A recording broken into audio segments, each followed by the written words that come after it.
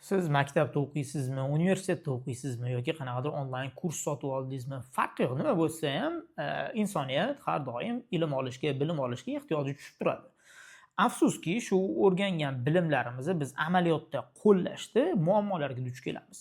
Va shu muammolarni yechish uchun qanaqadir instrumentlar qidiramiz. Shu instrumentlardan eng yaxshi samaralisi, eng yaxshisi bugungi kundagi juda ham ko'plab ta'lim tizimlari tomonidan o'zini, ya'ni nima desam bo'ladi, yadrosi, ya'ni asosiga, g'oyasiga quyib olingan Bloom taksonomiyasi haqida gaplashamiz sizlar bilan. Assalomu alaykum, meni ismim Xurshid Maroziqov, men 1% bilim, bundan tashqari AI mastava, undan tashqari P57, undan tashqari mana rasm, Edu Safiya, qisqasi bir nechta brendlar asoschisi bo'laman. Bugun sizlar bilan mana shu hammasini nima desam bo'ladi, ilm olishdagi asosiy instrumentlardan biri haqida gaplashamiz. Ya'ni qanaqa qilib biz olgan bilimimizdan 100% oxirida foydalanishimiz mumkin. Undan oldin men sizlardan kanalga obuna bo'lib, haligi qo'ng'iroqchani bosib qo'yishlarini so'rardim. Bundan tashqari o'zlaringiz izohlarini kutib qolaman. Kelinglar, demak, Bloom taksonomiyasi haqida gaplashishdan oldin sizlar bilan o'zi Benjamin Bloom kim, shu haqida gaplashamiz va u bilan tanishib olamiz. Hop, ekranlaringda ko'rib turgan Benjamin Bloom bu 1913-yilda tug'ilgan amerikalik psixolog, ta'lim fidoyisi desak ham bo'lardi, ya'ni pedagog psixolog. U 1956-yilda Chikago universitetida ishlab yurgan paytlarda o'zini Bloom taksonomiyasini e'lon qildi. U nimani anglatardi desangiz, o'sha paytlar uchun revolyutsion fikr bo'lgan, ya'ni deyarli har qanaqa inson yetarlicha sharoit va vaqt berilsa, deyarli hamma narsani o'rganishi mumkin degan tushuncha edi. Va aynan mana shu g'oya bilan u o'zini Bloom taksonomiyasini yaratdi. Kelinglar, endi biz sizlar bilan aynan Bloom taksonomiyasini qanaqaligini gaplashamiz. Odatda biz ma'lumot qabul qilar ekanmiz, biz shu ma'lumotlarni olishimiz va uni o'zlashtirishimiz darajasi bor. Birinchi daraja bu eng quyi, bazaviy daraja, ya'ni biz ombor darajasi desa ham bo'laveradi. Ya'ni bunda biz ma'lumotlarni yig'amiz. Bu Bloom taksonomiyasi, ya'ni mana shunaqangi 6 ta bosqichdan iborat bo'ladi. Hozir ekranlarni ko'rib turganlaringizda birinchisi bu, demak, juda ko'pchilik O'zbekistonda aynan mana shu bosqichda qolib ketadi. Ya'ni bu yerda nima bo'ladi desalaring, biz maktablarda albatta ma'lumotlarni xotiradan chaqirib berishga o'rgatilganmiz. Ya'ni Amir Temur nechinchi yilda tug'ilgan, Alisher Navoiy hazratlari nechinchi yilda tug'ilgan yoki bo'lmasa nima deydi, fizikada tezlikni formulasi qanaqa, aynan mana shu narsalarni ya'ni biz eslab qolamiz va eslab qolishimiz natijasida uni amalga chiqarib berishimiz, ya'ni aytib berishimiz bizdan talab qilinadi va juda ko'pchiligimiz aynan mana shu bosqichdan keyingisiga o'tolmaymiz. Ya'ni biz bu nima deydi, aslida bu kerakmi? Ha, albatta busiz kerak, nima deydi, hech narsa bo'lmaydi, chunki bu piramidani asosi haligi Bloom taksonomiyasidagi. Bu yerda biz shunchaki faktlarni va sanalarni yoki qoidalarni yodlab olamiz ekan. Bunga misol qilib hozir aytdim o'zim, undan tashqari yana 2 kere 2 4 yoki bo'lmasa tarixiy sanalar va hokazolar edi. Xo'p, biz keyingi bosqichga o'tish uchun nima qilishimiz kerak desa, keyingi bosqichga o'tishda eng asosiy qoidalardan bittasi bu o'sha mavzuni tushunish. Xo'p, tushunish nima bilan sodir bo'ladi desangiz, tushunish bu qaysidir o'rganilgan masalani murakkab tildami, qaysi tilda bo'lishidan qat'iy nazar soddaroq tilda kimgadir tushuntirib berish. Agar siz shuni soddaroq tilda kimgadir tushuntirib bera olmayapsizmi, demak katta ehtimol bilan o'zingiz ham o'sha narsani yaxshi tushunmagan bo'lasiz. Xo'p, bu bosqichda demak biz to'tiqushga o'xshab qaytarmaymiz, balki nima haqida gap ketyapti turganligini albatta anglaymiz. Undan keyingi bosqich bu albatta bizda nima bo'ladi? Qo'llash, ya'ni application bosqichi, ya'ni applying. Unda qanaqangi bo'ladi desangiz, tasavvur qiling, biz hozir bitta formulani o'rgangandik, foizlarni hisoblashni o'rgandik matematikada va endi uni biz do'stimizga tushuntirib bera olamiz, qanaqa qilib foizlar hisoblanishi kerakligi va ular nima uchun kerak bo'lganligini. Endi amaliyotda qo'lladingiz, magazinga kirdingiz, qanaqadir futbolka olmoqchisiz, aynan mana shu futbolkani 30% chegirma deb qo'yibdi. Misol uchun 100 ming so'mlik narxda 30% chegirma deb qo'ysa, aynan siz mana shu 30% chegirmani qanaqangi hisoblashni formulasini miyangizda bilasiz. Ya'ni siz amaliyotda o'sha narsani bemalol qo'llay olyapsiz. Ya'ni demak biz birinchi bitta narsani eslab qoldik, ana undan keyin u narsani tushuntirdik va ana undan keyin biz u narsani amaliyotda qo'llash haqida gaplashyapmiz.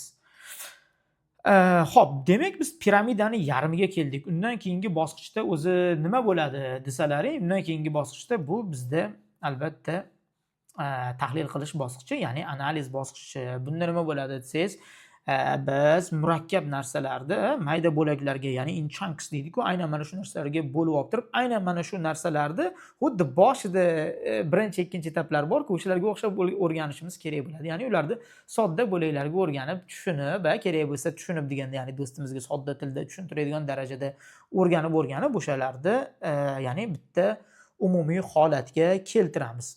Ya'ni demak, u bo'limni vazifasi nima ekan bizda? Taqqoslash, farqlarni topish, struktura qanaqangi ishlashini tushunish kerak bo'ladi. Ya'ni biz o'sha murakkab mavzu haqida gaplashyapmiz. Bunga misol nima uchun bitta biznes muvaffaqiyatli bo'ldi-yu, ikkinchisi inqirozga uchradi, sabablarini o'rganish yoki ikkalasidagi holatlarni tahlil qilish. Misol uchun balki yillar orasida yoki iqtisodiy siyosat yoki mesela soliq siyosati har xil bo'lganligi uchundir, balki nima desam bo'ladi, tabiiy ofatlar, shunga o'xshagan narsalarni yetarlicha analiz qilish, bu demak birorta bilimni o'zlashtirgandan keyin, uni amaliyotda qo'llagandan keyin uni endi bo'lib o'tgan narsalarni tahlil qilish va aynan kuchli analist ekan deb qo'yadi-ku, kuchli tahlili kuchli, uni zo'r analiz qiladi deganda aynan u odamlar mana shu 4-chi bosqichdagi odamlar. Xo'p, bundan ham tepa bosqich bormi desiz? Ha, albatta bor. Bundan ham tepa bosqich bu evaluation bosqichi. Ya'ni biz bu paytda hamma narsaga ko'r-ko'rona ishonmaymiz, balki tanqidiy fikrlashni yoqamiz va aynan mana shu bundan oldingi bosqichga nima deydi, qaror tahlil qilishlarimiz natijasida biz bitta narsaga endi qaror qila olamiz. Ya'ni past balandini imkon qadar o'lchay olamiz.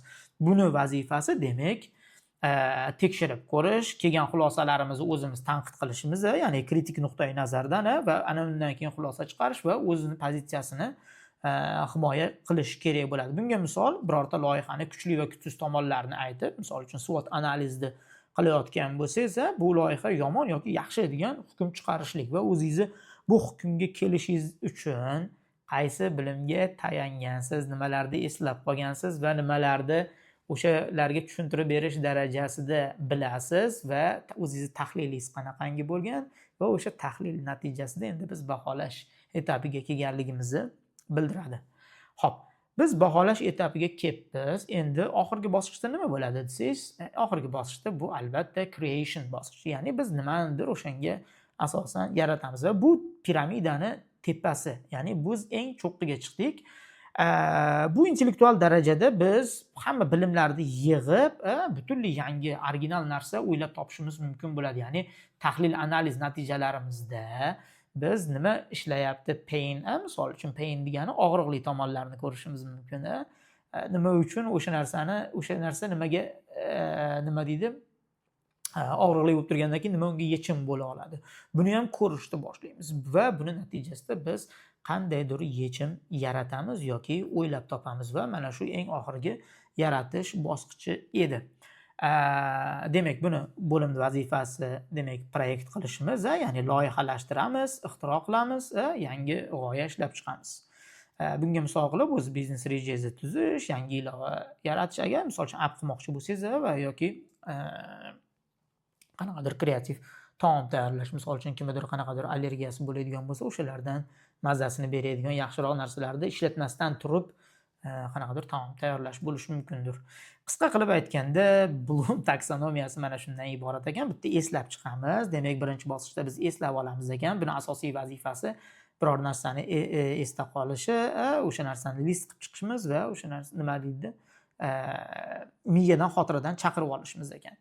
Keyin uni tushunishimiz, ya'ni boshqalarga soddaroq qilib nima deydi, tushuntira bera olish darajasida mavzuni tushunishimiz.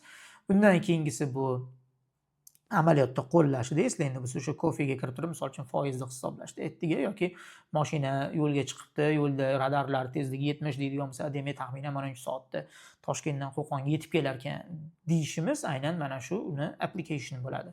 Va tahlil qilish, bugun yomg'ir ham bor endi. O'tgan safar yomg'ir bo'lmaganda muncha vaqtda keladi va hokazo. Undan keyingisi demak baholash bosqichi, evaluationni biz ko'rdik va oxirgisi yaratish bosqichi ekan. Qisqasi, ma'lumotlar bilan ishlashda, o'zi umuman ilm olishda o'qituvchilar uchun ham kerak bo'ladigan narsa aynan shu ekan. Ya'ni bolalarda aynan mana shu 6 ta narsa kuzatilyaptimi? O'zingiz uchun ham nimanidir self learning qilyapsizmi? Albatta, men misol uchun Cloud Code yordamida yangi MCP chiqqan bo'lsa, o'sha narsani amaliyotda o'zim albatta tatbiq qilib ko'raman va uni qaysi sohalarga nima desam bo'ladi, urishtirish mumkin, qo'llash mumkin, aynan mana shu sohalarda qilish mumkinligini o'zim sinab ko'raman. Men odatda qaysidir ma'noda Bloom taksonomiyasini deyarli hamma bosqichlarni ishlatishga o'zim harakat qilaman. Bularda hammasi eshitish uchun yaxshi, lekin bularni siz effektini faqatgina amalda qo'llaganingizdan keyin bilasiz. 1% bilim Telegram kanalimizda bor, o'sha kanalda ham ma'lumotlar berib boryapmiz.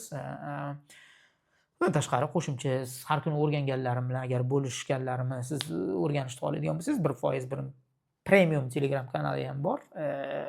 Hozircha menda shu. Hammalaringga rahmat. Sog' bo'linglar, salomat bo'linglar.